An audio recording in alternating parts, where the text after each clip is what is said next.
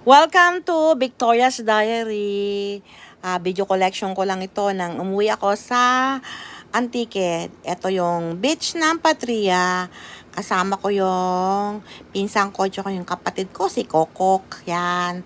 Tapos, kararating na ng bangkang ito yung nagsinsuro sila. Bali, nililinis na lang nila yung lambat dyan. Kaya, naka-display yung bangka. At ito nga, pupunta kami sa pinsan ko. Madalas kaming pumunta dito pag summer o kaya nagbabakasyon kami.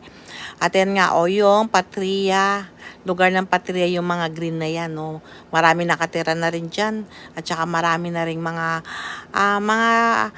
establishment. Yan, marami na rin. Kaya, yumayaman na yung lugar ng Patria. Tapos, ito, maganda ang beach dito. Malawak yung mababaw na part, lalo na pag low tide. Kaya, hindi nakakatakot maligo. Yung banda naman doon, yung Duyong, doon nga kami namimili ng mga isda pag pupunta kami doon. Pero mas maganda kung pupunta ka dito yung maaga pa, yung 6 o'clock pa lang. Yan, ang ganda ng sarap maligo. Hindi ka magkakaroon ng sunburn. Yan.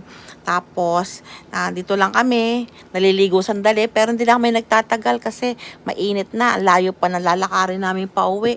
Kasi sa bahay namin, maabot halos ng 15 or 20 o halos 30 minutes din ang paglalakad bago ka makarating sa talagang bahay namin.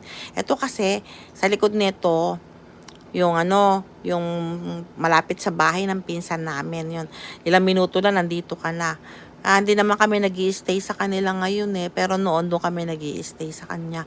Tapos, yan, ginagawa namin, lalo na mas pag maraming mga magpipinsan, dito kami naliligo. Yan, ang saya, tsaka yung mga kapatid ko. Pero sa ngayon kasi, dalawa lang kami naliligo. Kaya hindi kami nagtatagal. Tsaka parang nakakatakot pag kayo-kayo lang naliligo, di ba? Tapos maalon.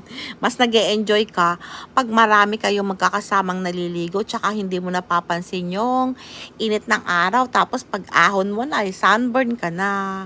Yan ito yung lagi rin namin binabalik-balikan.